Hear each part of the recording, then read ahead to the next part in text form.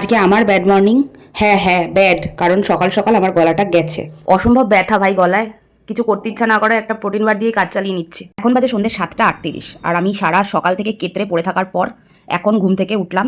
আর উঠেই ভাবতে শুরু করে দিলাম যে রাত্রেবেলা কি খাবো, তাই একটু রেডি হয়ে নিচ্ছি, বেরোবো ডিম আনতে।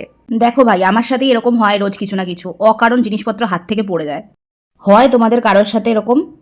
নিজের কপালের ওপরই হাসি পাচ্ছে।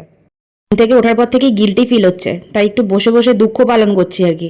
তারপর আবার হঠাৎ করে মনে পড়ে গেল যে ঠোঁটে লিপ বাম দেওয়া হয়নি, তাই একটু লিপ বামটাও আবার দিয়ে নিলাম তাড়াতাড়ি করে।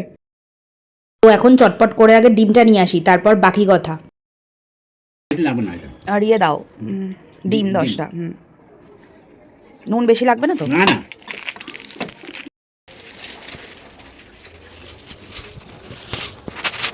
কত? তো ডিম আর বাদাম নিয়ে এবার যাচ্ছি ঘরে। ডিম নিয়ে এসে গেছি। ঘুম থেকে উঠে কারোর কোনো দিন গিল্টি ফিল হয়েছে? আমার হচ্ছে, মনে হচ্ছে অনেকক্ষণ ঘুমিয়ে পড়েছি, চোখ মুখ ফুলে গেছে। তো এখন যাব ওপরে রান্না করতে। রান্না করব হচ্ছে সিমুইয়ের চাউমিন। যাই, এবার নাহলে দেরি হয়ে যাবে, খেতে খিদেও পাচ্ছে। তাড়াতাড়ি করে রান্নাটা করে আগে খেয়ে নিই। তো ভাই, খানা বানানে সে পহলে ये চুল বাঁধনা বহুত জরুরি है। তো বাংলা আর হিন্দি মিলিয়ে কি হয় আই ডোন্ট নো, তাই বললাম যে চুল বাঁধনা, ঠিক আছে। আমি ভুক লাগা है, চলো। কাঁদছি না, কজ এফেক্ট। কি আর করা যাবে, এখন পেঁয়াজি কাঁদাচ্ছে, বাপরে কি ঝাঁজ।